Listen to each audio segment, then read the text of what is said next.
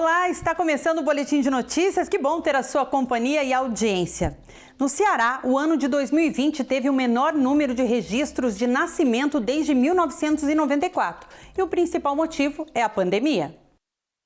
O Sistema de Informações de Nascidos Vivos do Ministério da Saúde revelou que o número de nascimentos no país em 2020 foi o menor desde 1994, quase 6% a menos comparando 2020 e 2019. A gente tem percebido sim essa queda no número de nascidos vivos no nosso estado, seguindo essa tendência nacional e diria até mundial. Então os países, inclusive os países de alta renda, têm percebido muito essa diminuição em 2020 e parece que vai ser um pouco pior, um pouco mais importante em 2021.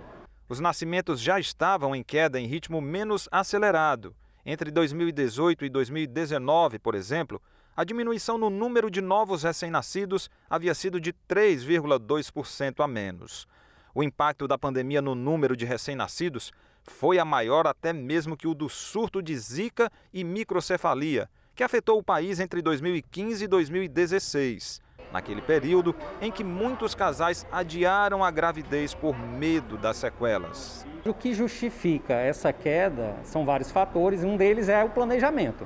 Então quem pôde adiar, com certeza optou por adiar, por medo, pelo medo de desconhecido, das complicações da doença, superlotação hospitalar. Então quem pôde adiar, adiou. Existem aqueles casais que, devido a alguns fatores, seja doença, seja idade, não pôde adiar, e aí esses enfrentam os riscos da doença a si mesmo. E esse levantamento do Ministério da Saúde apontou também que o maior percentual da queda no número de nascimentos foi justamente nos meses de novembro e dezembro. Exatamente 9 meses do início da pandemia do coronavírus no país. Segundo especialistas, a queda no número de nascimentos agora é algo que costuma ocorrer em períodos críticos, mas não significa que vai se manter constante com o passar dos anos. Ou seja, baixa durante pandemias, mas costuma se recuperar depois que o período crítico termina. O que não muda é a atenção especial com a saúde para quem vai dar à luz e a nova vida que está chegando. Uma das consequências da pandemia é a preferência por ambientes ao ar livre, e isso inclui quem voltou a frequentar bares e restaurantes. Em São Paulo, uma alternativa são os chamados parklets, espaços que conquistaram o público. Que antes eram vagas de estacionamento na rua, se tornaram espaços de lazer em frente a bares e restaurantes, chamados de parklets. Este restaurante na zona leste de São Paulo instalou o equipamento há cerca de 4 meses. Tem pessoas que ligam para reservar aquela mesa ou até mesmo ficam na espera, aguardando ela ficar à disposição. Então o espaço é disputado pelos clientes? Totalmente, muito disputado. Este outro restaurante na região central da capital paulista tem um parklet desde 2014. O espaço ganhou um novo impulso na pandemia. Ele é para família, para amigos, grupos discretos, pequenos que se encontram aqui. A liberdade, a sensação do ar livre é mais segurança. Poder vir no local aberto, um solzinho, né, um ventinho batendo, é muito gostoso. Até em dia nublado também é bacana, né? Os parklets precisam de autorização da prefeitura para serem instalados. Utilizam vagas permanentes de estacionamento, podendo ocupar até 2 delas em uma extensão de 10 metros. Qualquer pessoa pode usufruir do local sem a necessidade de consumir no estabelecimento. Mas para instalar estes tipos de equipamentos tem algumas restrições, como por exemplo, não podem ser em locais onde haja faixa exclusiva de ônibus, ciclovias ou em ciclofaixas, ou em vias com limite de velocidade acima de 50 km por hora, para garantir a segurança de quem trafega nas vias e de quem está aproveitando o espaço.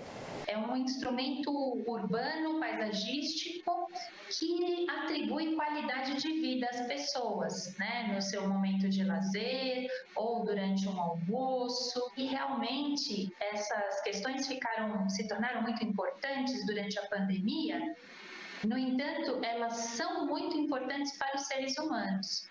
Você já pensou em comprar um carro elétrico? Apesar dos preços ainda um pouco salgados, quem tem um garante que há muitas vantagens. E em tempos de alta dos preços dos combustíveis, esse tipo de veículo está ganhando cada dia mais interessados no Brasil. Paulo vive no município de Pires do Rio, em Goiás, e tem uma casa ecologicamente sustentável. Capta a água da chuva, tem placas de energia solar. Só faltava uma última coisa: ter um carro elétrico. Estou contribuindo com a não poluição, com a não emissão do gás carbono, né? E também estou economizando, então fico muito feliz. O carro comprado em 2019 tem autonomia de 300 quilômetros. O enfermeiro fez os cálculos e demoraria pouco mais de 6 anos para pagar os 140 mil investidos no veículo. Mas com a subida do preço dos combustíveis... Em 2 anos eu já consegui economizar 43 mil reais. Olha que bacana, né? Outra grande vantagem do veículo elétrico, ele não tem manutenção. É um veículo que não tem óleo, água, correia, vela. Então é uma manutenção muito barata. O carro ele tem um leve apitozinho, tum-tum, porque como não faz barulho, para evitar atropelamentos mesmo, né? E para carregar o veículo é muito simples. Basta estacionar em um posto de carregamento como esse. Pegar o cabo. Certificar que ele se conecta certinho aqui no veículo. E aí com um cartão como esse, a gente vai e destrava. Agora é só esperar. Uma carga completa demora em média 4 horas para ser finalizada. Em casa, Paulo demora 10 horas para recarregar o carro. Segundo dados do Ministério da Infraestrutura, o Brasil tem hoje mais de 110 milhões de veículos. 35 mil deles são elétricos e ou híbridos. E algumas pesquisas indicam que em 2030 eles devem representar de 12% a 22% de todas as vendas de veículos no Brasil. Paulo apostou e não se arrepende. Estou muito feliz com esse resultado e tendo a consciência que eu estou cuidando do meio ambiente, que eu não estou nesse mundo do petróleo, que infelizmente é um mundo obscuro, e que também estou tendo resultados econômicos com isso.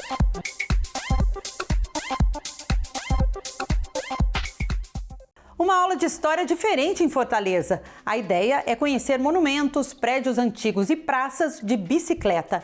É o projeto Vem Comigo. Viver e saborear a cidade por meio dos 5 sentidos. Uma experiência sensorial para conhecer melhor Fortaleza. Mas não se trata de um passeio turístico. É uma aula prática diferente de história, com 2 rotas, que inclui uma concentração no centro, passeio a pé pelos pontos históricos e um percurso de bicicleta pela Avenida Beira-Mar. Existe forma melhor de aprender história? Assim surgiu o projeto Vem Comigo. Quem teve a ideia foi o professor Sandoval Matoso. A ideia ela surge a partir de uma paixão. A paixão pela cidade, a paixão pela história, a paixão pela juventude. O desejo de sim fazer com que a nossa história seja conhecida, porque quando eu descubro a história da cidade, eu também descubro a minha história, os meus contrastes. Sandoval tem formação em Direito, mas seu xodó sempre foi a história.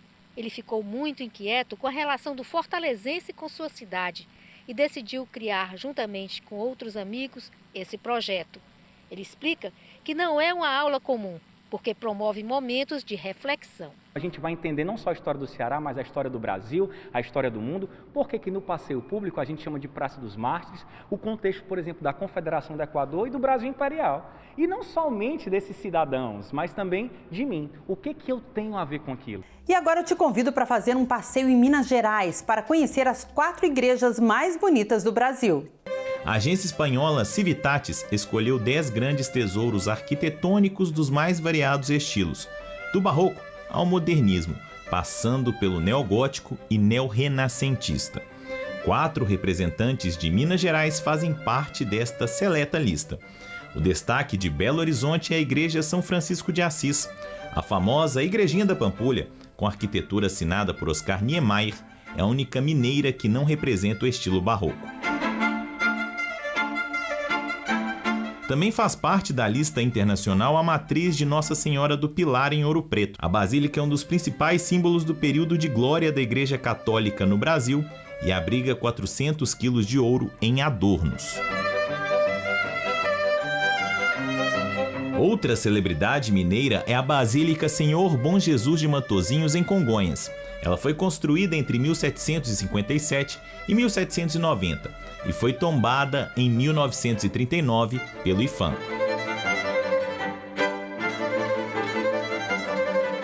E quem completa a lista das lindas igrejas mineiras é a Igreja Nossa Senhora do Ó, em Sabará. Por fora parece simples, mas o interior guarda uma suntuosa beleza. A igreja é considerada uma das obras mais importantes da primeira fase do Barroco. E como já diz o nosso hino, ó Minas Gerais, quem te conhece não esquece jamais. O Boletim de Notícias está terminando, mas você continua com a nossa programação. Até a próxima!